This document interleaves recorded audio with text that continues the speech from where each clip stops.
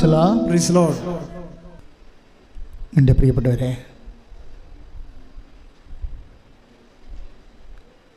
വിശ്വാസമെന്നത്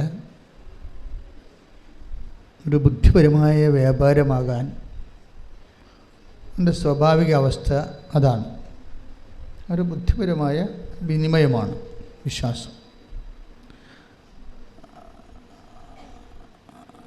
പല കേവല വിശ്വാസങ്ങളുടെയും സ്ഥിതി അതാണ്. അതൊരു ബുദ്ധിപരമായ വിനിമയമായിരിക്കും. പക്ഷെ അത് ഫ്രൂട്ട്ഫുൾ ആകത്തില്ല, വർക്കൗട്ട് ചെയ്യത്തില്ല. ഉടമ്പടിയിൽ നമ്മൾ ചെയ്യുന്നത് വിശ്വാസം എന്ന കേവല ബുദ്ധിപരമായ വിനിമയത്തെ കൺവേർട്ട് ചെയ്യും. എങ്ങനെ കൺവേർട്ട് ചെയ്യും?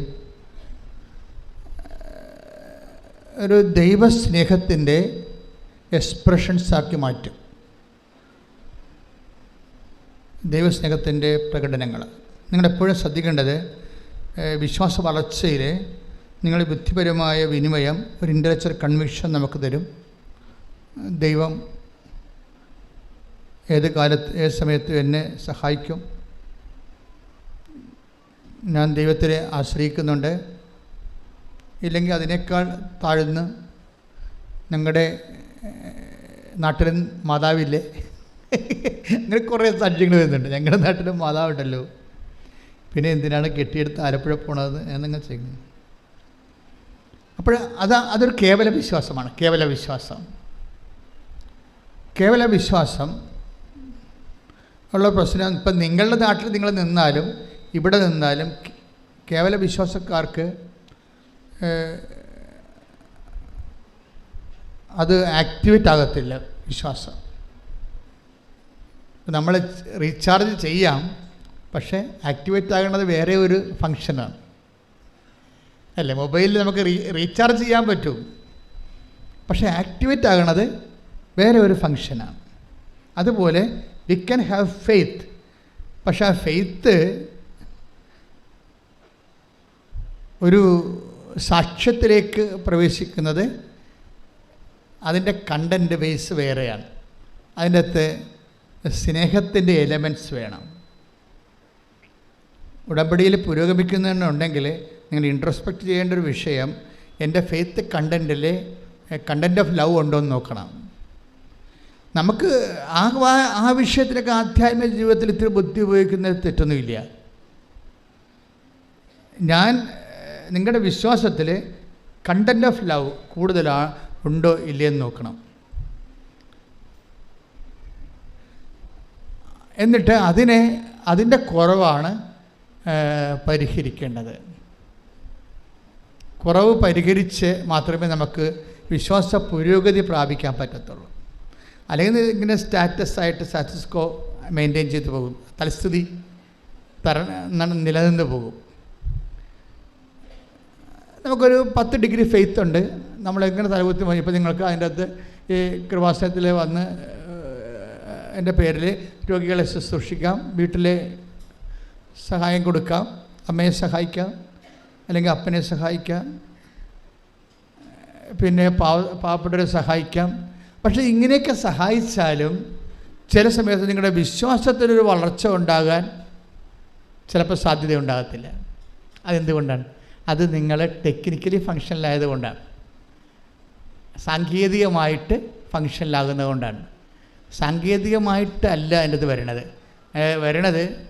ഇപ്പം നിങ്ങൾ രോഗികളെ കാണുന്നുണ്ടെങ്കിൽ, ഇപ്പോൾ ചിലരൊക്കെ എന്തുമാത്രം, അതായത് കൃപാസനത്തിൽ ഇത്രയും ദൈവാനുഗ്രഹം നിറഞ്ഞു നിൽക്കാൻ കാരണം, ഉടമ്പടി എടുത്തവരെല്ലാവരും ലോകത്തിൻ്റെ എമ്പാടും പോയി ആശുപത്രികളിലും അനാഥാലയങ്ങളിലും ഹോസ്പിസുകളിലും അതുപോലെ തന്നെ കുടുംബങ്ങളിലുമൊക്കെ പോയി ആൾക്കാരെ ശുശ്രൂഷിക്കുകയും ഭക്ഷണം കൊടുക്കുകയും പണം കൊടുക്കുകയും അവിടെ നിന്ന് വസ്ത്രം കഴുകി കൊടുക്കുകയും, അങ്ങനെ സൽപ്രവൃത്തികളുടെ ഒരു പ്രളയമാണ് ഈ ഉടമ്പടി അഴിച്ചുവിട്ടിരിക്കുന്നത്.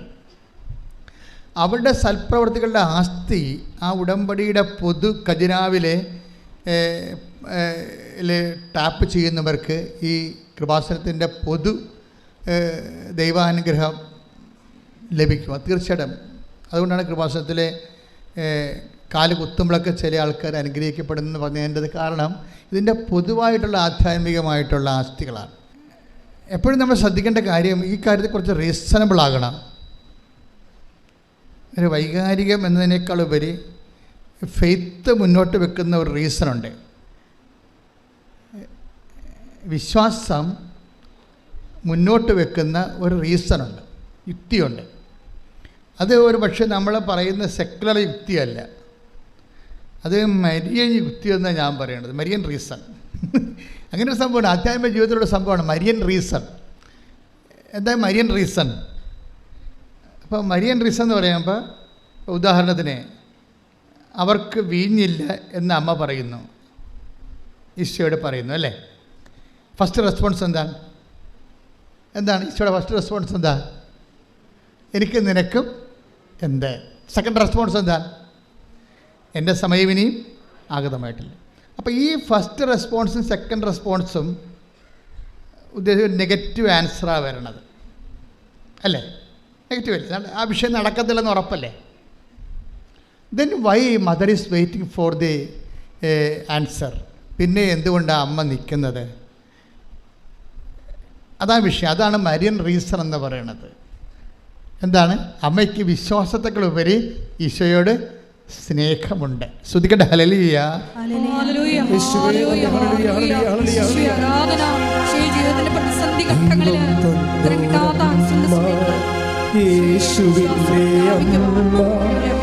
നന്മ നിറഞ്ഞോരമ്മ ഭൂലോകത്തിനും ദൈവം തന്നോരമ്മ, യേശുവിൻ്റെ അമ്മ, നന്മ നിറഞ്ഞോരമ്മ ഭൂലോകത്തിനമ്മ. ഇത്രയും നേരം ഈശോ പറഞ്ഞതിൽ നിന്ന് എന്ത് മനസ്സിലായി? നമുക്ക് വിശ്വാസമുണ്ടാകാം, അത് കേവല വിശ്വാസമാണ്. ആ കേവല വിശ്വാസം ചില സമയത്ത് സാങ്കേതികമായിട്ട് പറഞ്ഞാൽ ഫങ്ഷനിലല്ലാതെ വരും. ഇപ്പം കേവല വിശ്വാസത്തിൻ്റെ കൂടെ എന്തുകൂടി ഉണ്ടാകണം? അപ്പം അമ്മ, അതാണ് മരിയൻ റീസൺ. മരിയൻ റീസൺ എന്ന് പറയാം എന്താ? ഇപ്പം എനിക്കും നിനക്കും എന്ത് എന്ന് അമ്മ ചോദിച്ചില്ലേ, it is nothing to with us, it is not our business. അപ്പോൾ ഈശോ അത് ഡിസോൺ ചെയ്ത് കളഞ്ഞേ അല്ലേ. അത് ആ വിഷയം ഇറ്റ് ഇസ് നോട്ട് അവേഴ്സ്, ആ വിഷയം നമ്മുടേതല്ല എന്നും പറഞ്ഞുകൊണ്ട് ഈശോ തള്ളിക്കളഞ്ഞ സംഭവമാണ്. രണ്ടാമത് എന്താണ്? അത് ഒന്ന് മാനുഷികം. ഈശോ പറഞ്ഞ രണ്ട് കാര്യങ്ങൾ, ഒന്ന് ദൈവികമായ ഇമ്പിഡിമെൻസ് ഉണ്ട്, മാനുഷികമായ ഇമ്പിഡിമെൻസും ഉണ്ട്, തടസ്സങ്ങളുണ്ട്. ഇപ്പോൾ മാനുഷികമായ എന്താണ്? അതിൽ എനിക്ക് നിനക്കൊന്നും ചെയ്യാനില്ല, അവരോട് വായ്പ വാങ്ങിക്കാൻ പറഞ്ഞാൽ മതി, അല്ലെങ്കിൽ അവരുടെ ബിസിനസ് കച്ചവടക്കാർക്ക് പോയി വിലക്ക് വാങ്ങിക്കാൻ പറഞ്ഞാൽ മതി, നത്തിങ് ടു വിത്ത് അസ്, ഈ വിഷയത്തിൽ നമുക്ക് റോളില്ല എന്ന് പറയും. അത് first reason over. Second reason എന്താണ്? സെക്കൻഡ് റീസൺ ദൈവികമാണ്. എന്താണത്? എൻ്റെ സമയം ഇനി സമ്മതമാണ്. അപ്പോൾ നമ്മൾക്ക് ദൈവത്തിന് ഉത്തരം തരണമെങ്കിൽ ചില സമയത്ത് രണ്ട് തടസ്സങ്ങൾ വരാൻ സാധ്യത ഉണ്ടാകും. മാനുഷികമായിട്ട് അത് നമുക്ക് ചിലപ്പോൾ പ്രയോജനപ്പെടത്തില്ലെന്ന് വരാം, ചിലപ്പോൾ ദൈവികമായിട്ടും അത് നമുക്ക് തരാനുള്ള തടസ്സങ്ങളുണ്ടാകാം. ചിലപ്പോൾ നമ്മുടെ കുറവായിരിക്കും, അത് ദൈവികമായിട്ടൊരു അനുഗ്രഹം കിട്ടുന്നതിനുള്ള മെറിറ്റ് ചിലപ്പോൾ നമുക്ക് ഉണ്ടാകത്തില്ല, അതാണ് നമ്മുടെ കുറവായിട്ട് വരാൻ സാധ്യത. അപ്പോൾ ഈ രണ്ട് പ്രശ്നങ്ങളുണ്ട്. ഇതെല്ലാം ഇപ്പം നിങ്ങൾ ഉടമ്പടി വെച്ചിരിക്കുന്ന എല്ലാ വിഷയങ്ങൾക്കും ഇത് രണ്ടും ബാധകമാണ്. ചിലപ്പോൾ അത് മാനുഷികമായ തടസ്സം ഉണ്ടാകും, ചിലപ്പോൾ ദൈവികമായ തടസ്സമുണ്ടാകും. എന്നിട്ട് നമ്മൾ ഈ മാനുഷികമായ തടസ്സമുള്ള വിഷയം, ഇപ്പം നിങ്ങളുടെ ജപ്തി നടപടി, അല്ലെങ്കിൽ നിങ്ങളുടെ കല്യാണം നോക്കണില്ല, അല്ലെങ്കിൽ നിങ്ങളുടെ മക്കളെ നിങ്ങൾക്ക് കിട്ടണില്ല, ജോലി കിട്ടണില്ല, ജോലി സ്ഥലത്തെ പ്രശ്നം, നിങ്ങൾക്ക് PR ആകുന്നില്ല, പെൻഷൻ കിട്ടിയിട്ട് അംഗീകരിച്ചിട്ട് നിങ്ങൾക്ക് കിട്ടണില്ല, ഇങ്ങനെ എന്തെല്ലാം പ്രശ്നമാണ്, ഇല്ലായ്മയെല്ലാം ഉള്ളത്. അതല്ല, ഈ പ്രശ്നങ്ങളെല്ലാം എന്തിൻ്റെങ്കിലും ഒരു ആബ്സെൻസാണ്. പ്രശ്നങ്ങളെല്ലാം എന്തിൻ്റെ ആബ്സെൻസ് ആകും? പ്രശ്നങ്ങളെല്ലാം നമുക്കുണ്ടാകുന്ന പ്രശ്നങ്ങൾ, ജപ്തി ആയാലും എന്ത് സംഭവമായാലും എല്ലാ പ്രശ്നങ്ങളും എന്തിൻ്റെങ്കിലും ഒരു ആബ്സെൻസാണ്, എന്തെങ്കിലും ഒരു പോരായ്മയാണ്. ഇപ്പോൾ രോഗമാണത് ആരോഗ്യത്തിൻ്റെ പോരായ്മ, ഇല്ലായ്മയാണല്ലോ. ഇതിനെ എല്ലാത്തിനും ഇങ്ങനെ പ്രശ്നങ്ങളെല്ലാം ഇല്ലായ്മ എന്നുള്ള രീതിയിലാണ് ബൈബിൾ അപ്രോച്ച് ചെയ്യണത്. ദാറ്റ് മീൻസ് ബൈബിൾ ഇല്ല എന്ന് പറഞ്ഞാൽ എൻ്റെ അർത്ഥം മെറിറ്റ് ഇല്ലെന്ന് എൻ്റെ അർത്ഥം. ബൈബിളിൻ്റെ രീതിയാണല്ലോ പറയേണ്ടത്. ഒരു ഇല്ലായ്മ. ഇപ്പോൾ അമ്മ എന്താ പറയണത്? അവർക്ക് വീഞ്ഞ് ഇല്ല. അവിടെ പ്രശ്നത്തെ മുഴുവന് അഭിമാന പ്രശ്നം ഉണ്ടായതിൻ്റെ അകത്ത് നാണം കെട്ടി അവിടെ നിന്ന് പിരിയത്തുള്ള ആ വിഷയം. പക്ഷെ അവർക്ക് ആ നാണം കെട്ടി പിരിയാൻ സാധ്യതയുള്ള വിഷയമാണത്. അപമാന പ്രശ്നമുണ്ടതിൻ്റെ അകത്ത്. നമ്മുടെ എല്ലാ വിജയമയുടെ മുമ്പിൽ നമ്മൾ ടെൻഷൻ അടിക്കണ എന്താ കാര്യം? നമ്മൾ ടെൻഷൻ അടിക്കാൻ കാര്യം അതൊരു അപമാനമായിട്ട് മാറുമോ ഇല്ലയോ എന്ന് നമുക്ക് ബുദ്ധിമുട്ടുള്ളത് കൊണ്ടാണ് നമ്മളത് വിഷയമാക്കുന്നത്. ഇങ്ങനെയുള്ള എല്ലാ വിഷയവും മൂടി വെച്ചുകൊണ്ട് അതിനെ അഡ്രസ്സ് ചെയ്യണത് സിംഗിൾ വാക്കിലാണ്. They have no wine. അവർക്ക് വീഞ്ഞ് ഇല്ല. അതിൻ്റെ ഉത്തരം വളരെ വ്യക്തമാണ്. അതിന് 2 ഇമ്പെഡിമെൻറ്റ്സ് ഉണ്ട്, 2 തടസ്സങ്ങളുണ്ട്. ഒന്ന്, മാനുഷ്യമായി അത് വലിയ കാര്യം അല്ല. അതാണ് എനിക്ക് നിനക്ക് അവർക്ക് പർച്ചേസ് ചെയ്യാവുന്ന വിഷയമേ ഉള്ളൂ. അല്ലെങ്കിൽ അവർക്ക് ലെൻറ്റിന് അവർക്ക് ഹയർ ചെയ്യാം, അത്രേ ഉള്ളൂ. അതിൻ്റെ നമ്മളതിൻ്റെ അകത്ത് ഇൻവോൾവ് ചെയ്യേണ്ട കാര്യമില്ല. It is none of our business എന്ന രീതിയിലാണ് അതിൻ്റെ ഫസ്റ്റ് ആൻസർ വരണത്. സെക്കൻഡ് ആൻസർ എന്താ വരണത്? സെക്കൻഡ് ആൻസർ വരണത് എൻ്റെ സമയം ഇനി സമാഗതമായി ദൈവികമായ തടസ്സങ്ങളായിട്ട് വേണം. ദൈവികമായി നീ അത് നിനക്ക് സ്വീകരിക്കാനുള്ള സമയമായിട്ടില്ല. ഈ അനുഗ്രഹം ഭൗതികമാണ്, പക്ഷേ ദൈവികമായിട്ട് നിനക്കത് സ്വീകരിക്കാനുള്ള സമയമായിട്ടില്ല. അപ്പോൾ ഇങ്ങനെ 2 ഇമ്പെഡിമെൻറ്റ്സ് വന്ന സ്വാഭാവികമായിട്ട് എന്താ പറയേണ്ടത്? ആ ഒരു പ്രെയറിനോട് ഗുഡ് ബൈ പറഞ്ഞ് ബുദ്ധിയും ബോധമുള്ളവർ പോകും. പക്ഷേ എന്തുകൊണ്ട് മറിയം എന്താ ചെയ്യണത്? മറിയം അതിനെ വെയിറ്റ് ചെയ്യാൻ, എന്നിട്ട് മറിയം അതിനെ പരിശുദ്ധാത്മാവിൻ്റെ നിറവിൽ ഒരു പുതിയ പോംവഴി കണ്ടുപിടിക്കുകയാണ്. എന്താണ് അത്? കവനൻ്റൽ ഫോർമുലയാണ് അവിടെ ഉപയോഗിക്കുന്നത്. നമുക്കിത് ഇപ്പോൾ ഈ കാലങ്ങളിലല്ലേ മനസ്സിലായത്. നമ്മൾ വെള്ളം കോരാൻ പറഞ്ഞപ്പോൾ വെള്ളം കോരി, വിറക് കൊട്ടാൻ പറഞ്ഞാൽ വിറക് കെട്ടി എന്നൊക്കെ പറഞ്ഞാൽ നമ്മൾ വായിച്ചുകൊണ്ടും പ്രസംഗിച്ചുകൊണ്ടും പോയത്. ഇപ്പോഴല്ലേ നമ്മൾ മനസ്സിലാക്കണത് ഈ നടക്കാത്ത കാര്യം നടക്കാൻ കവനൻ്റ് ഫോർമുലയാണ് ഉപയോഗിക്കേണ്ടതെന്ന് മനസ്സിലായി. ഇത് പുതിയത് മറിയത്തിൻ്റെ ഫോർമുല അല്ല. ഏജ് ഓൾഡായിട്ട് ബൈബിള് ദൈവത്തിനെ മനുഷ്യൻ്റെ ജീവിതത്തിലേക്ക് ഇറക്കിക്കൊണ്ട് വരുന്നതിന് വേണ്ടി ഉപയോഗിക്കുന്നതാണ് ബൈലാറ്ററൽ എഗ്രിമെൻ്റ് മെത്തേഡ്. ഈ ബൈലാറ്ററൽ എഗ്രിമെൻ്റ് മെത്തേഡിലൂടെ എന്താണ് ശരിക്കും പറഞ്ഞത്? ഇത് ആക്ടിവേറ്റ് ചെയ്യണമെങ്കിൽ എന്ത് വേണം? You must have A certain amount of level of love. നമുക്കറിയാം. അതാണ് ഞാൻ പറഞ്ഞത്, നിങ്ങളുടെ പ്രവൃത്തികൾ, സൽപ്രവൃത്തികൾ ഇനി ഫുൾ കണ്ടു അതാർക്കും ചെയ്യാം. സൽപ്രവൃത്തികൾ ചെയ്യണമെന്നുണ്ടെങ്കിൽ നമ്മൾക്ക് എപ്പോഴും വരേണ്ട ഒരു വിഷയം, നമ്മൾ ഗുഡ് വർക്ക്സ് എന്നാണ് പറയണത് സൽപ്രവൃത്തിയെ. പക്ഷേ ബൈബിൾ ശരിക്കും ദൈവത്തിൻ്റെ മൈൻഡ് ആണ് നമ്മൾ തർജ്ജമ ചെയ്യണമെന്നുണ്ടെങ്കിൽ ഈ സൽപ്രവൃത്തികൾ ഗുഡ് വർക്കുകൾ അല്ല. ശരിക്കും പറഞ്ഞാൽ ദാറ്റ് ഈസ് ഗ്രേസ്ഫുൾ വർക്കാണ്, ഗ്രേസ് ഗിവിങ് വർക്ക്സിനാണ് ഈ പറയുന്നത് ബൈബിൾ എപ്പോഴും സൽപ്രവൃത്തികളുടെ ഇവിടെ കുറഞ്ഞിട്ടാണോ ക്രിസ്തു ആഗതനാകേണ്ടി വരണത്? ക്രിസ്തുവിന് മുമ്പ് എത്രയോ സൽപ്രവൃത്തികൾ ചെയ്ത മനുഷ്യർ ഈ ഭൂമിയിലുണ്ട്. സോക്രട്ടീസൊക്കെ നല്ല മനുഷ്യരല്ലായിരുന്നോ? എന്താ അവർക്ക് കുഴപ്പം? പക്ഷെ അവിടുത്തെ പ്രോബ്ലം, ബൈബിൾ അങ്ങനെ ഒരു സൽപ്രവൃത്തികൾ വർദ്ധിപ്പിക്കാൻ വേണ്ടിയല്ലോ ഈ ഭൂമിയിൽ ക്രിസ്തു ആഗതനായത്. പിന്നെ എന്താണ്? കൃപാവര പ്രവർത്തനങ്ങളാണ്. ഈ സൽപ്രവൃത്തിയും കൃപാവര പ്രവർത്തിയും തമ്മിൽ ഇപ്പം ഒത്തിരി വ്യത്യാസമുണ്ട്. നിങ്ങൾ ഉടമ്പടിയിൽ നിങ്ങൾ ചെയ്യേണ്ടത് ഗ്രേസ് ഗീവിങ് വർക്ക്സാണ് ചെയ്യേണ്ടത്. കൃപാവര പ്രവർത്തനങ്ങൾ, കൃപ നമുക്ക് ലഭിക്കാൻ ആവശ്യമായ വർത്തനങ്ങൾ, അതെന്താ ചെയ്യണം? കൃപ വർദ്ധിപ്പിക്കണമെങ്കിൽ എന്ത് ചെയ്യണം? കൃപ എല്ലാം യേശുക്രിസ്തുവിൻ്റെ നെയിമിൻ്റെ അണ്ടറിലാണ് ഈ കൃപയെല്ലാം വരണത്. കൃപ എന്ന് പറഞ്ഞാൽ എന്താണ്? അതുകൊണ്ടാണ് ബൈബിൾ പറയണത് കൃപയും സത്യവും. The word of God. ശ്രുതിക്കട്ടെ. ഹല്ലേലൂയ ഹല്ലേലൂയ ഹല്ലേലൂയ ഹല്ലേലൂയ ഹല്ലേലൂയ. യേശുവേ നന്ദി. ഹല്ലേലൂയ ഹല്ലേലൂയ ഹല്ലേലൂയ. യോഹന്നാൻ 1:17. എന്തുകൊണ്ടെന്നാൽ നിയമം മോശ വഴി നൽകപ്പെട്ടു, കൃപയും സത്യവുമാകട്ടെ യേശുക്രിസ്തു വഴി ഉണ്ടായി. ഇതിനകത്ത് ഒരു പ്രശ്നങ്ങൾ വരണമെന്ന് വെച്ച് കഴിഞ്ഞാൽ ഈ ഡിഗ്രീസ് ഓഫ് പെർഫെക്ഷനിൽ മോശയുടെ വചനവും ജീസസിൻ്റെ വചനവും തമ്മിലുള്ള ഒരു വ്യത്യാസം അതാണ്.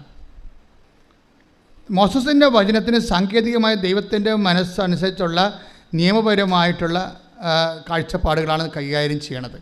കർത്താവിൻ്റെ വചനത്തിൽ അതല്ല. എന്താണ്? കൃപയും സത്യവുമാണ്. കൃപയും സത്യവും ആര് വഴി ഉണ്ടായി? ക്രിസ്തു വഴി ഉണ്ടായി. അപ്പോൾ അതെങ്ങനെയാണ് ഉണ്ടായതെന്ന് നമ്മൾ അറിയണം. ക്രിസ്തു വഴി ഉണ്ടായത്.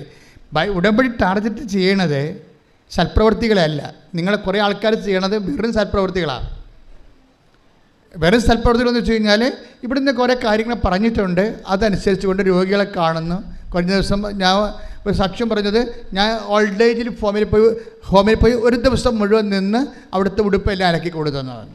പിന്നെ വേറൊരു ചേച്ചി സാക്ഷ്യം പറഞ്ഞത്, ഞാൻ ഓൾഡ് ഏജ് ഹോമിൽ പോയി നഖം വെട്ടി കൊടുക്കുന്ന പറഞ്ഞു. It's okay, you are doing all this kind of things. ഇതെല്ലാം നാളെ സന്തോഷത്തിൽ ഇങ്ങനെ ചെയ്യുന്നുണ്ട്, സന്തോഷമുണ്ട്, നന്ദിയുണ്ട്. പക്ഷേ ഇതെല്ലാം സൽപ്രവൃത്തികളാണ്.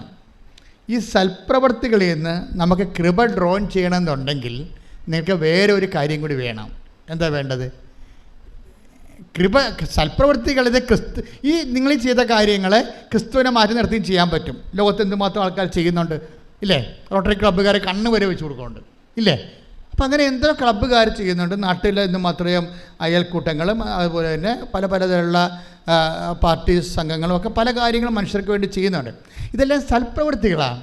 പക്ഷേ ഒരു ക്രൈസ്റ്റ് സെൻട്രിക് ആയിട്ടുള്ള ഒരു ആധ്യാത്മികത ചര്യം അനുവർത്തിക്കുന്നവരെ കേവലം സൽപ്രവൃത്തികളല്ല നമ്മൾ ലക്ഷ്യം വെക്കുന്നത്, കൃപാവര പ്രവൃത്തികളാണ്. എന്താ കാര്യം? കൃപയും സത്യവും അവൻ വഴി ഉണ്ടായി. അപ്പോൾ കൃപാവര സത്യങ്ങൾ, കൃപാവര പ്രവൃത്തികൾ ചെയ്യാൻ, അപ്പോൾ സൽപ്രവൃത്തികളും കൃപാവര പ്രവൃത്തികളും നമ്മൾ വ്യത്യാസം എന്താ? സൽപ്രവൃത്തികൾ മനുഷ്യൻ്റെ പേരിലാണ് ചെയ്യണത്.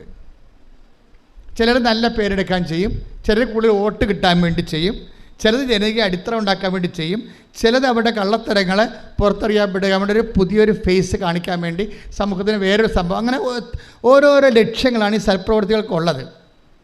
പക്ഷേ കൃപാവര പ്രവൃത്തി അതല്ല.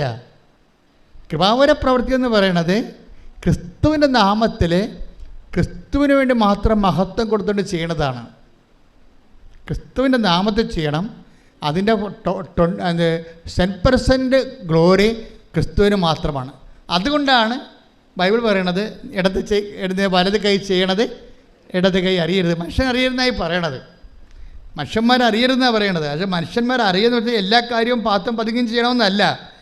മനുഷ്യനെ അറിഞ്ഞില്ലെങ്കിലും അറിയിക്കാൻ വേണ്ടി നിങ്ങളെ പ്രത്യേകിച്ച് മസിൽ പിടിക്കരുതെന്നതിൻ്റെ അർത്ഥം. ശ്രദ്ധിക്കട്ടെ. ഹല്ലേലൂയ.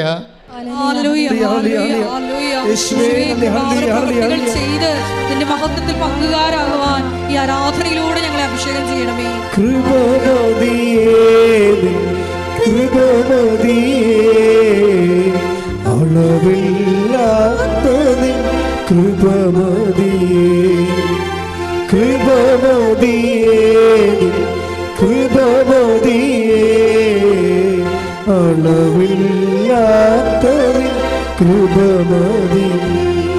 ശ്രദ്ധിക്കട്ടെ. ഹല്ലേലൂയ, ഹല്ലേലൂയ, ഹല്ലേലൂയ, യേശുവേ നന്ദി, ഹല്ലേലൂയ, ഹല്ലേലൂയ, ഹല്ലേലൂയ, ഹല്ലേലൂയ, ഹല്ലേലൂയ. രാജരാജ രാജാധിരാജ പാടി പുകഴ്ത്തിടുമേ, ദിനവും വാഴ്ത്തി പുകഴ്ത്തിടുമേ. രാജരാജ രാജാധിരാജ പാടി പുകഴ്ത്തിടുമേ, ദിനവും വാഴ്ത്തി പുകഴ്ത്തിടുമേ. കൃപമതിയേ കൃപമതിയേ അളവില്ലാത്തതി കൃപമതിയേ. നമ്മൾ കേവല വിശ്വാസത്തിൽ നിന്ന് സൽപ്രവൃത്തികളിലേക്കും പിന്നെ കൃപാവര പ്രവൃത്തികളിലേക്കും സഭ വെളിപാടുകളുടെ പൂർണ്ണതയിലേക്ക് പോകുന്നത് കാലങ്ങൾ കൊണ്ടാണ്, ഒറ്റയടിക്കല്ല. ആദ്യകാലങ്ങളിൽ സഭയ്ക്ക് തോന്നിയത് കേവല വിശ്വാസം മാത്രം മതി എന്നാണ് തോന്നിയത്. ക്രിസ്തുവിലുള്ള കേവല വിശ്വാസം മാത്രം മതി. ഒരു മനുഷ്യന് അവനെ റൈച്ചസ് ആകാൻ പറ്റും, നീതീകരിക്കപ്പെടാൻ പറ്റും. ഇപ്പം റോമ 3:28 എടുത്ത് സ്തുതിക്കട്ടെ. ഹല്ലേലൂയ, ഹല്ലേലൂയ, ഹല്ലേലൂയ, ഹല്ലേലൂയ, ഹല്ലേലൂയ. യേശുവേ നന്ദി, യേശുവേ സ്തുതി. ഹല്ലേലൂയ. റോമ 3:28 എന്തെന്നാൽ നിയമാനുഷ്ഠാനം കൂടാതെ തന്നെ വിശ്വാസത്താൽ മനുഷ്യൻ നീതീകരിക്കപ്പെടുന്നു എന്ന് നാം അനുമാനിക്കുന്നു. അപ്പം ആദ്യകാലങ്ങളിലുള്ള കൺസെപ്റ്റ് വിശ്വാസം, ക്രിസ്തുവിലുള്ള ക്രിസ്തു എനിക്ക് വേണ്ടി പീഡ അനുഭവിച്ചു, എൻ്റെ പാപത്തിന് പരിഹാരം ചെയ്തു ക്രിസ്തു. അതുകൊണ്ട് തന്നെ ആ ക്രിസ്തുവിൻ്റെ പരിഹാരത്തെ വിശ്വസിച്ച് കഴിഞ്ഞാൽ തീർച്ചയായിട്ടും എനിക്ക് നിത്യരക്ഷ ലഭിക്കുമെന്നുള്ള ഇതിന് ഇനീഷ്യൽ ജസ്റ്റിഫിക്കേഷൻ എന്നാണ് പറയുന്നത്. പ്രാഥമിക നീതീകരണം. ഇപ്പോൾ കത്തോലിക്ക സഭയെ സംബന്ധിച്ചിടത്തോളം 50,000-ഓളം ആധുനിക കേന്ദ്രങ്ങളുള്ളത്. ഇത് മാത്രമാണ്. അതായത് നമ്മൾ എന്തുമാത്രം ആതുര സേവന കേന്ദ്രങ്ങളാണ് സഭയ്ക്കുള്ളത്. ഒരു പക്ഷേ ലോകത്തെ ഏറ്റവും കൂടുതൽ ആതുര സേവന കേന്ദ്രങ്ങളുള്ള സഭയ്ക്കാണ്. അത് സഭ എന്താ ഫോളോ ചെയ്യണത്? സഭ ഫോളോ ചെയ്യണത് വിശ്വാസം മാത്രം പോരാ, പിന്നെന്താണ്? പ്രവൃത്തി കൂടി വേണം. അത് പറയാൻ കാരണം എന്താണ്? അത് സെൻറ്റ് പോൾ തന്നെ പിന്നീട് തീത്തോസിലേക്ക് വരുമ്പോൾ, തീത്തോസ് 3:8 എടുത്ത്. തീത്തോസ് 3:8 ഈ പറഞ്ഞത് സത്യമാണ്. ഏറ്റു പറഞ്ഞ ഈ പറഞ്ഞത് സത്യമാണ്. ഈ പറഞ്ഞത് സത്യമാണ്.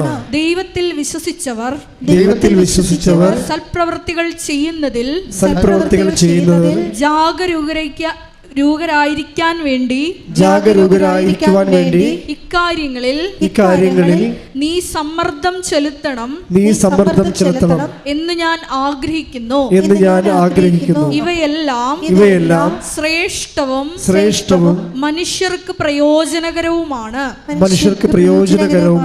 അതിൻ്റെ പ്രശ്നത്തിൽ സൽപ്രവൃത്തികൾ ആദ്യം വിശ്വാസം മതി എന്ന് പറഞ്ഞ സെൻറ്റ് പോൾ തന്നെ കുറച്ച് കഴിയുമ്പോൾ മാറും. 10 കൊല്ലം കഴിയുമ്പോൾ മാറും. റോമാലേഖനം എഴുതി 56, ടൈറ്റസ് എഴുതി 66. 10 കൊല്ലത്തിന് ശേഷം കഴിഞ്ഞപ്പോൾ അദ്ദേഹത്തിന് മനസ്സിലായി വിശ്വാസം മാത്രം പോരാ, പിന്നെന്താണ്? അപ്പം നമ്മൾ ദൈവത്തിൻ്റെ കാര്യങ്ങൾ അറിയണത് ദൈവത്തിലിങ്ങനെ ജീവിക്കുന്ന അനുസരിച്ച് ക്രൊണോളജിക്കലായിട്ട് നമ്മൾ ജീവിച്ച് വരുമ്പോഴല്ലേ ദൈവം ഓരോരോ കാര്യം നമുക്ക് വെളിപ്പെടുത്തി വെളിപ്പാടിൻ്റെ പൂർണ്ണതയിലേക്ക് നമ്മൾ കൊണ്ടുവരണേ. അങ്ങനെ വരാൻ കാരണം എന്താണെന്ന് വെച്ച് കഴിഞ്ഞാൽ, ഇപ്പോൾ AD 56 നീ വിശ്വാസം ഒരാൾ നീതീകരിക്കപ്പെടുന്നത്, റച്ചസ് നിത്യരക്ഷ പ്രാപിക്കണത് അയാൾ വിശ്വാസം മൂലമാണെന്ന് മാത്രം. പക്ഷേ അതിനിടയ്ക്ക് യാക്കോബ് ഒരു 5 കൊല്ലം കഴിഞ്ഞപ്പോൾ യാക്കോബ് പറഞ്ഞ് ഇത് നടക്കുമെന്ന് തോന്നുന്നില്ല. യാക്കോബ് ഒരു 60 ആയപ്പോൾ, AD 56 റോമാലേഖനം എഴുതുന്ന 60 ആയപ്പോൾ യാക്കോബ് പറഞ്ഞ് അത് പ്രവൃത്തി വേണമെന്ന് പറഞ്ഞ്. അങ്ങനെയാണ് സൽപ്രവൃത്തി വരണത്. യാക്കോബിന്റെ ലേഖനം എടുത്ത് 2:24. മനുഷ്യൻ വിശ്വാസം കൊണ്ട് മാത്രമല്ല പ്രവൃത്തികളാലുമാണ് നീതീകരിക്കപ്പെടുന്നതെന്ന് നിങ്ങൾ അറിയുന്നു. 56 AD 54 കർത്താവ് മരിച്ച് 56 വർഷം കഴിഞ്ഞപ്പോഴാണ് കേവലമായിട്ട് പറയാം. 56 കർത്താവ് ജനിച്ച് ഒരു 56 വർഷം കഴിയുമ്പോൾ നമ്മൾ സെൻറ്റ് പോളിൻ്റെ ആദ്യത്തെ ലേഖനം പുറത്തു വരുന്നത് റോമ. അവിടെ പറയുന്നത് എന്താണ്? വിശ്വാസം മതി, നമ്മൾ ക്രിസ്തുവിലുള്ള വിശ്വാസം കൊണ്ട് നമ്മൾ നീതീകരിക്കപ്പെടും. അപ്പോസ്തലന്മാരുടെ ഇടയിൽ ചർച്ചയായി. പിന്നെ ജെറുസലേം സുനദോസ് തുടങ്ങാൻ നേരത്ത് സുനദോസിൻ്റെ ഇടയ്ക്ക് കൃത്യമായ ഐഡിയ കിട്ടാൻ വേണ്ടി യാക്കോബ്, കർത്താവിൻ്റെ സഹോദരൻ യാക്കോബ് പറഞ്ഞു, വിശ്വാസം മാത്രം പോരാ, സുനദോസ് ശ്രദ്ധിക്കണം. ജെറുസലേം സുനദോസ് നടന്നുകൊണ്ടിരിക്കണം ആദ്യത്തെ. അപ്പോൾ നിങ്ങൾ അവിടെയാണ് യാക്കോബ് അഡ്രസ്സ് ചെയ്യണത്. വിശ്വാസം മാത്രം പോരാ, മറിച്ച് എന്ത് വേണം? പ്രവൃത്തി വേണം. യാക്കോബിൻ്റെ ഈ ലേഖനമാണ് ലോകത്തെ മാറ്റിക്കളഞ്ഞത്. ലോകത്ത് ഇന്ന് കാണുന്ന സഭയുടെ എല്ലാവിധ ആതുര സേവനങ്ങളെയും, അതുപോലെ തന്നെ അവകാശ പോരാട്ടങ്ങളെയും, അതുപോലെ തന്നെ മനുഷ്യോചിതമായ എല്ലാ നടപടികളെയും ശുശ്രൂഷകളെയും എല്ലാം കുഞ്ഞുങ്ങളെ, ഇപ്പോൾ ഓട്ടിസം ബാധിച്ച കുഞ്ഞുങ്ങളെ, ജന്മന കിടപ്പിലായ കുഞ്ഞുങ്ങൾ, എന്തുമാത്രം കുഞ്ഞുങ്ങളെയാണ്, എന്തുമാത്രം സിസ്റ്റേഴ്സ് നോക്കണത് ലോകം മുഴുവനും. അതെല്ലാം കാര്യം ഈ യാക്കോബിൻ്റെ ലേഖനമാണ്. യാക്കോബിൻ്റെ ലേഖനം എന്ന് പറയുന്നത് വല്ലാത്തൊരു ലേഖനമായിപ്പോയി. അപ്പോൾ അത് സെൻറ്റ് പോൾ പറഞ്ഞതിന് ശേഷം സെൻറ്റ് പോൾ കർത്താവിനെ കണ്ടിട്ടില്ലല്ലോ, അതാണ് പ്രശ്നം. അതിനുശേഷം പക്ഷേ കർത്താവിൻ്റെ കൂടെ നടന്ന ആളാണ് യാക്കോബ് കർത്താവിന് മൈൻഡ് റീഡ് ചെയ്തേച്ച് പറഞ്ഞ് പ്രവൃത്തിയില്ലാതെ വിശ്വാസം നീതീകരിക്കപ്പെടത്തില്ല എന്ന് പറയും. ജസ്റ്റിഫൈ ആകത്തില്ല. നിത്യരക്ഷ പ്രാപിക്കണേ പ്രവൃത്തി വേണം. അതുകൊണ്ട് യാക്കോബ് 5 കൊല്ലം സെൻറ്റ് പോളിൻ്റെ ലേഖനം കഴിഞ്ഞ് 5 കൊല്ലം കഴിഞ്ഞപ്പോൾ 60 പറയും. അതൊന്നും വായിച്ച യാക്കോബ് 2:24 ശ്രുതികണ്ട ഹല്ലേലൂയ. വിശ്വാസം കൊണ്ട് മാത്രമല്ല പ്രവൃത്തികളാലുമാണ് നീതീകരിക്കപ്പെടുന്നതെന്ന് നിങ്ങൾ അറിയുന്നു.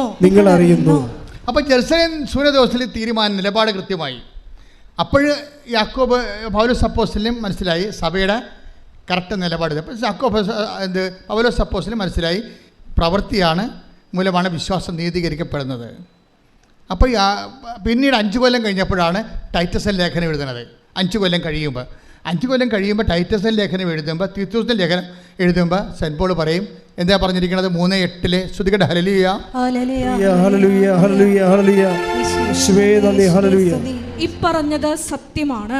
ഈ പറഞ്ഞത് സത്യമാണ്. ഈ പറഞ്ഞത് സത്യമാണ്. ദൈവത്തിൽ വിശ്വസിച്ചവർ സൽപ്രവൃത്തികൾ ചെയ്യുന്നതിൽ ജാഗരൂകരായിരിക്കാൻ വേണ്ടി ഇക്കാര്യങ്ങളിൽ നീ സമ്മർദ്ദം ചെലുത്തണം എന്ന് ഞാൻ ആഗ്രഹിക്കുന്നു. ഇവയെല്ലാം ശ്രേഷ്ഠവും മനുഷ്യർക്ക് പ്രയോജനകരവുമാണ്. നമ്മൾ എന്താണ് ഈ വിഷയം ഇത്രയും സീരിയസ് പഠിപ്പിക്കാൻ കാരണം ഉടമ്പടി എന്ന് പറയുന്നത് മുഴുവനും പ്രവൃത്തികളാണ്. പ്രാർത്ഥനയുടെ അംശം അതിൻ്റെ അകത്ത് 30% ഉള്ളു, ബാക്കിയെല്ലാം പ്രവൃത്തിയുടേതാണ്. അപ്പോൾ ഈ പ്രവൃത്തികൾ ചെയ്യുന്നവർ രണ്ട് കാര്യം മനസ്സിലാക്കണം. ഒന്നാമത്തെ ഇത് വർക്കൗട്ട് ഫയർ ആകണമെന്നുണ്ടെങ്കിൽ പ്രവൃത്തികൾ ചെയ്യണം. പക്ഷേ this is not my point. എൻ്റെ പോയിൻ്റ് ഇതുമല്ല. ഞാൻ എന്താ നിങ്ങൾ പറഞ്ഞത്, ഈ സൽപ്രവൃത്തികൾ ഒരു ക്രിസ്തുതരമായിട്ട് ക്രിസ്തുവിനെ മാറ്റി നിർത്തിക്കൊണ്ട് we can do so many good works, അതൊന്നും കൗണ്ടഡ് ആകത്തില്ല. എന്താ കാര്യം? അത് ക്രിസ്തുവിൻ്റെ മഹത്വത്തെ പ്രഘോഷിക്കാത്ത, അവൻ്റെ നാമത്തെ മഹത്വപ്പെടുത്താത്ത പ്രവൃത്തികളെല്ലാം ശരിക്കും പറഞ്ഞാൽ അത് കൃപാവര പ്രവൃത്തികളല്ല. നമ്മൾ we are aiming for graceful works, കൃപാവര പ്രവൃത്തികൾ. നിങ്ങളത് വളരെ കൃത്യമായിട്ട് ചെയ്യണം. സൽപ്രവൃത്തിയും കൃപാവര പ്രവൃത്തിയും തമ്മിലുള്ള വ്യത്യാസം എന്ന് പറയുന്നത്, കൃപാവര പ്രവൃത്തി for the glorification of Christ name, കർത്താവിൻ്റെ നാമത്തിൻ്റെ മഹത്വത്തിനാണ് അത് കാഴ്ചവെക്കുന്നത്. അതുകൊണ്ടാണ് ഇൻറ്റൻഷൻ പ്രധാനപ്പെട്ടതായി വരുന്നത്. നമുക്ക് ഇൻറ്റൻഷൻ പ്രധാനപ്പെട്ട, ചെയ്ത പ്രവൃത്തി ചെയ്യല്ല പ്രശ്നം. നിങ്ങൾ അതാണ് ഈശോ ഒരു ഗ്ലാസ് പച്ചവെള്ളമാണ്. Take the word of God 10:42 ശ്രുതികട്ടെ. ഹല്ലേലൂയ ഹല്ലേലൂയ ഹല്ലേലൂയ ഹല്ലേലൂയ ഹല്ലേലൂയ യേശുവേ നന്ദി, യേശുവേ സ്തുതി. ഹല്ലേലൂയ ഹല്ലേലൂയ ഹല്ലേലൂയ ഹല്ലേലൂയ. മത്തായി 10:42 ഈ ചെറിയവരിൽ ഒരുവന് ശിഷ്യന് എന്ന നിലയിൽ ഒരു പാത്രം വെള്ളമെങ്കിലും കൊടുക്കുന്നവന് പ്രതിഫലം ലഭിക്കാതിരിക്കുകയില്ലെന്ന് സത്യമായി ഞാൻ നിങ്ങളോട് പറയുന്നു. ഇവിടെ പ്രശ്നം എന്തുമാത്രം വലിയ കാര്യങ്ങൾ ചെയ്തു എന്നല്ല, ചെറിയ കാര്യങ്ങൾ പോലും ചെയ്താൽ അത് കൗണ്ടാകണത് അത് കൃപാവര പ്രവൃത്തി ആയതുകൊണ്ടാണ്. മനസ്സിലായോ? അത് ക്രിസ്തുവിൻ്റെ നാമത്തിൽ ചെയ്യുന്നത് കൊണ്ടാണ്. ശ്രുതികട്ടെ മക്കളെ, ശ്രുതികട്ടെ. ഹല്ലേലൂയ ഹല്ലേലൂയ ഹല്ലേലൂയ ഹല്ലേലൂയ യേശുവേ ഹല്ലേലൂയ ഹല്ലേലൂയ യേശുവേ സ്തുതി. ഹല്ലേലൂയ ഹല്ലേലൂയ നാമത്തിലെ കൃപാവര പ്രവൃത്തികൾ ചെയ്ത് കൃപയാലേ ആരാധനയിലൂടെ ഞങ്ങളെ കൃപയാലേ അനുദിനവും കൃപയാലേ കൃപയാലേ കൃപയാൽ അനുദിനവും.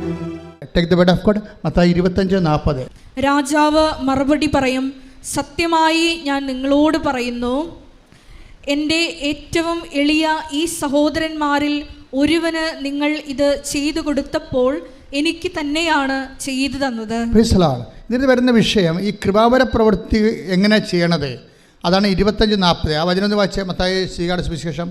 സത്യമായി ഞാൻ നിങ്ങളോട് പറയുന്നു, സത്യമായി ഞാൻ നിങ്ങളോട് പറയുന്നു, എൻ്റെ ഏറ്റവും എളിയ ഈ സഹോദരന്മാരിൽ ഒരുവന്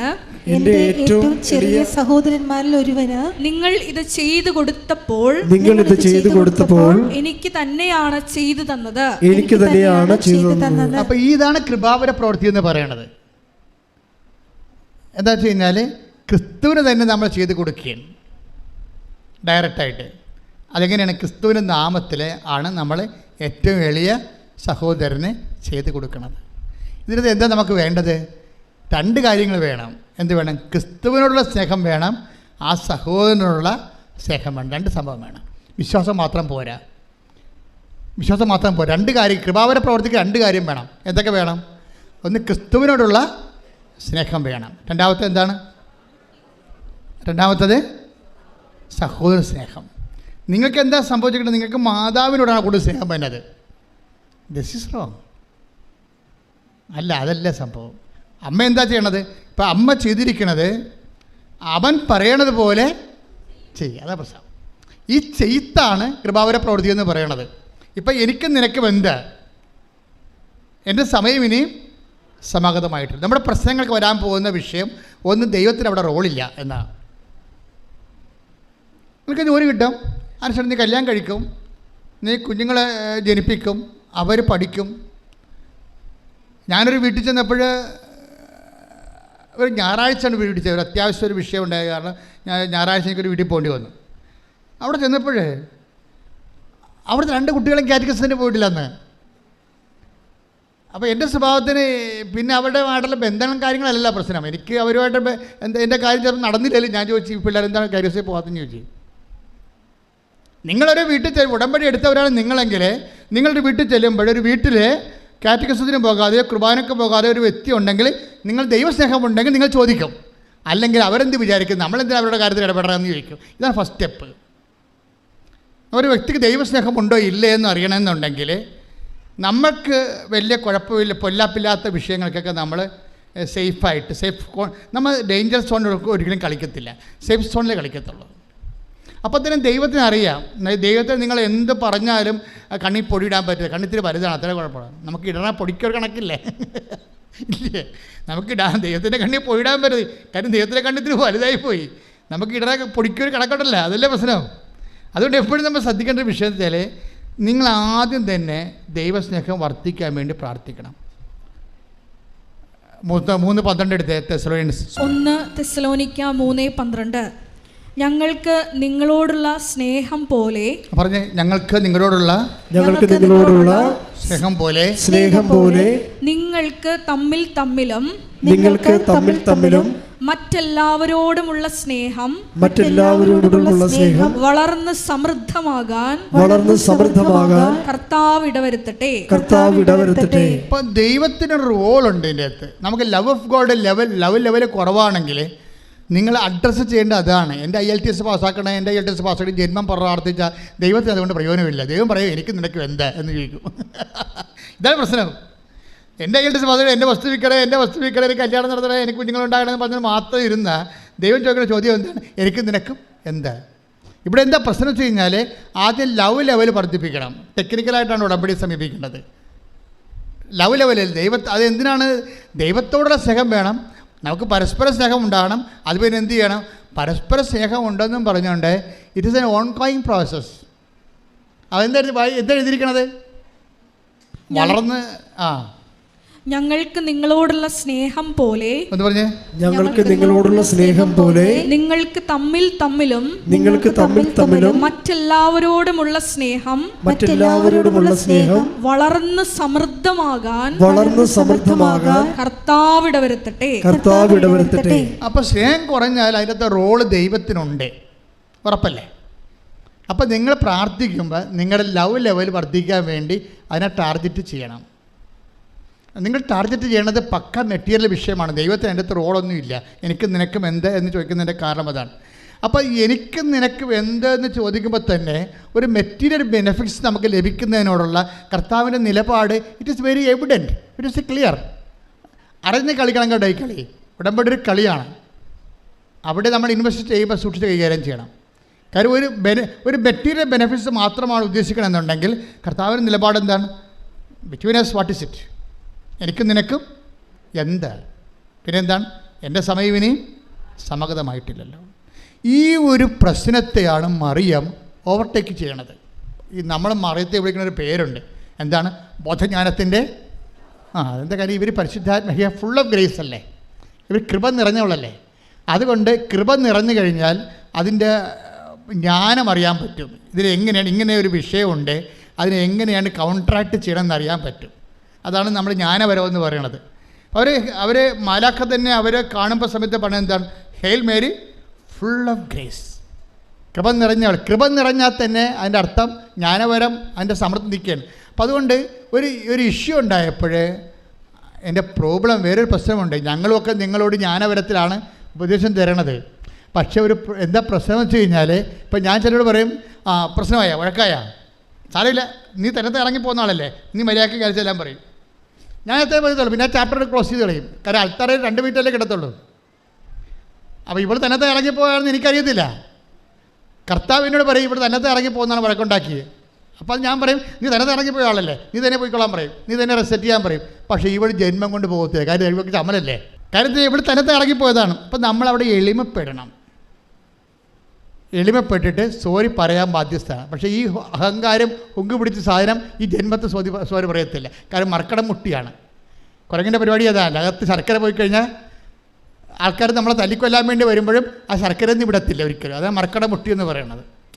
പണ്ട് കുരങ്ങനെ പിടിക്കുന്ന പരിപാടി അങ്ങനെ ഇരുന്നില്ല. തൊണ്ണെന്ന് പറഞ്ഞതിൻ്റെ കരിക്ക് തുളച്ച് അതിൻ്റെ അകത്ത് ശർക്കര കൊണ്ടിട്ട് വെക്കും. അപ്പോൾ കുരങ്ങ് വന്ന് വെച്ച് ഇതിൻ്റെ അകത്ത് കൈയിടും.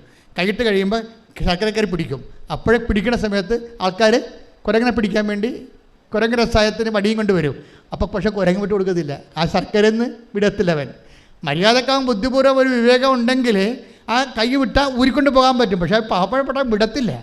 ഇങ്ങനെ മർക്കട മുട്ടിയോടുകൂടി തമ്മിൽ തല്ലി തലകീറി മക്കളെ വഴിയാധാരമാക്കി മരിച്ചുപോയ മനുഷ്യർ എന്തുമാത്രമാണ്. അതുകൊണ്ടാണ് അനുതാപം അവിടെ വരണത്. ഇത് ഒറ്റ നടക്ക് പോകത്തില്ലേ. അനുതാപം വരണത് അവിടെയാണ്. ഈ വിഷയത്തിൽ നിനക്ക് അനുതാപം ഉണ്ടാകണമെന്ന് ദൈവം ആഗ്രഹിക്കുന്നുണ്ട്. അനുതാപം എന്ന് പറഞ്ഞാൽ എന്താണ്? നിന്റെ ജീവിത വിഷയത്തിൽ നിന്നേക്കാൾ വലുതായിട്ട് ക്രിസ്തുവിനെ കാണുന്നതാണ് അനുതാപം. ശ്രദ്ധിക്കട്ടെ. ഹല്ലേലൂയ.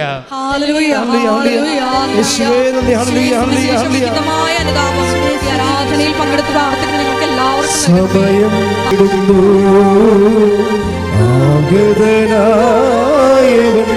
വിളിച്ചിടുന്നു.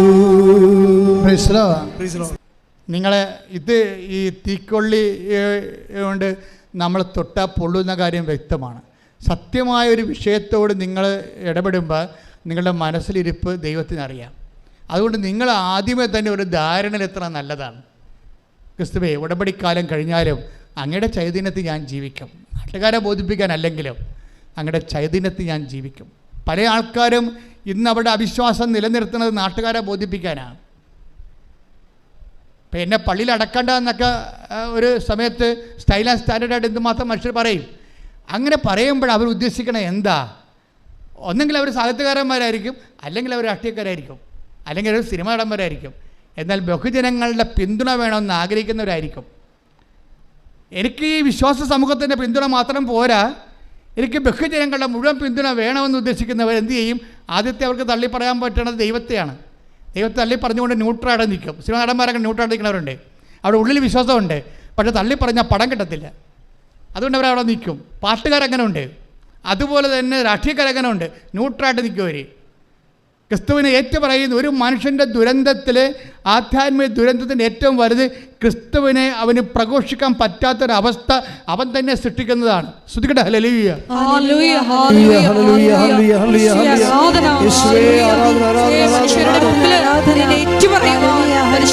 അഭിഷേകത്താൽ ഞങ്ങളെ ഓരോരുത്തരെയും നിറയ്ക്കണമേ. യേശു ദൈവമാണെന്നും ഞാൻ വിശ്വസിക്കുന്നു, ഞാൻ പ്രഖ്യാപിക്കുന്നു. യേശു കർത്താവാണെന്നും യേശു ദൈവമാണെന്നും ഞാൻ വിശ്വസിക്കുന്നു, ഞാൻ പ്രഖ്യാപിക്കുന്നു. ഈ സൽപ്രവൃത്തികളുടെയും നീതീകരണത്തിൻ്റെയൊക്കെ ഒരു വിഷയം എന്ന് പറയണത് ഇത് ഏതെങ്കിലും ഒക്കേഷനിൽ ചെയ്തു വരണ സംഭവമല്ല. ഇത് നിത്യത വരെ ചെയ്തുകൊണ്ട് പോകുന്ന കാര്യമാണ്. ഇത് ഓൺഗോയിങ് ജസ്റ്റിഫിക്കേഷൻ എന്ന് പറയും. എന്ന് വെച്ച് കഴിഞ്ഞാൽ ഒരു തുടർ നീതീകരണ പ്രക്രിയ. അതെന്തും പറയുകയാണ്, എവിടെയാണ് ഇത്? നമുക്ക് IELTS പാസ്സായ പോരാ, കാനഡയിൽ പോകാനേ പറ്റത്തുള്ളൂ. കാനഡ കഴിഞ്ഞ രാജ്യങ്ങളുണ്ട്, അതിൻ്റെ പേര് ദൈവരാജ്യം എന്നാണ്. ശ്രദ്ധിക്കട്ടെ. ഹല്ലേലൂയ.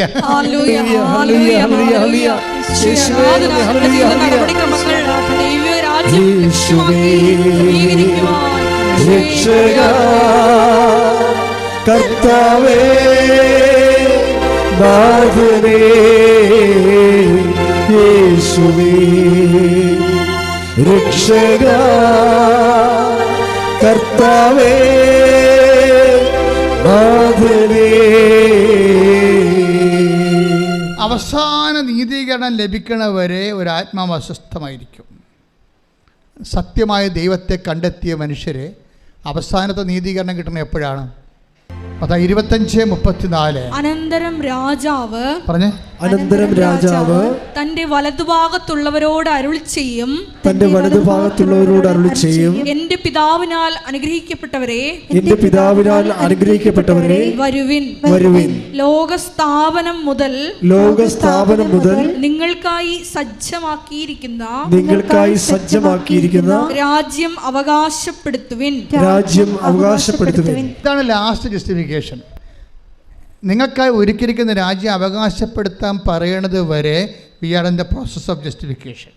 നീതികണ്ഠത്തിൻ്റെ പ്രോസസ്സാണ്.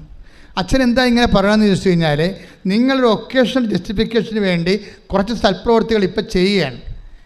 ഇതിനകത്ത് വരുന്നവർ ഇതുകൊണ്ട് ഉടമ്പടി ലാഗ് ചെയ്യണതിൻ്റെ കാരണം, ഒന്ന്, നിങ്ങൾ ഇതുകൊണ്ട് അവസാനിപ്പിക്കാൻ പോകുന്ന ദൈവത്തിന് അറിയാം.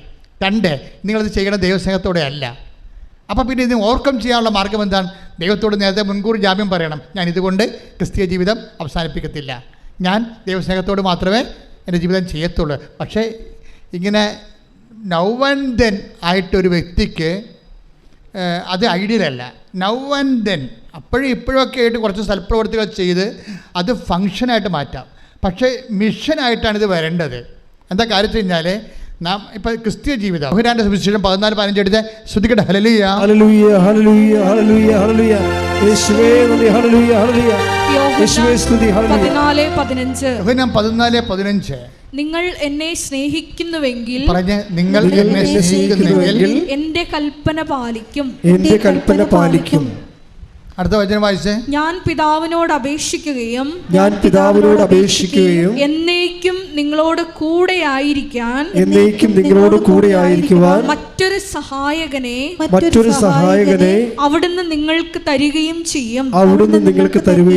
അപ്പോൾ ഒന്ന്, ഈ കാര്യങ്ങളെല്ലാം 14:15 അനുസരിച്ചാണ് ചെയ്യേണ്ടത്. എന്താണ്?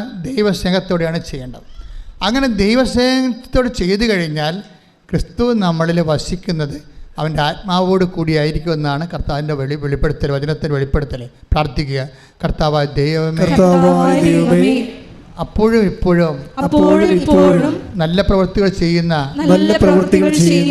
കാര്യം കാണാനുള്ള കാര്യപരിപാടിയേക്കാൾ സത്യസന്ധമായി ജീവിതം സുവിശേഷ സ്നേഹത്താൽ ദൈവസ്നേഹത്തോടെ പുനഃക്രമീകരിച്ചുകൊണ്ട് കൃപയിൽ നിറയുവാൻ വളരുവാൻ എന്നെ അഭിഷേകം ചെയ്യട്ടെ.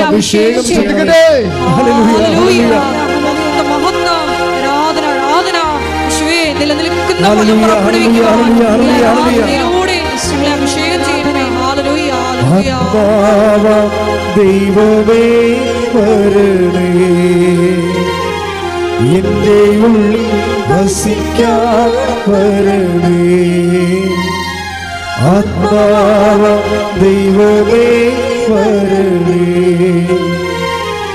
എന്റെ ഉള്ളിൽ വസിക്കാൻ വരണേ. ദാഹിച്ചു നിന്നെ ഞാൻ തേടുന്നു, സ്വർഗം തുറന്നിറങ്ങി നീ വരണേ. ദാഹിച്ചു നിന്നെ ഞാൻ തേടുന്നു, സ്വർഗം തുറന്നിറങ്ങി നീ വരണേ. ആത്മാവ ദൈവമേ വരണേ, എന്റെ ഉള്ളിൽ വസിക്കാൻ വരണേ.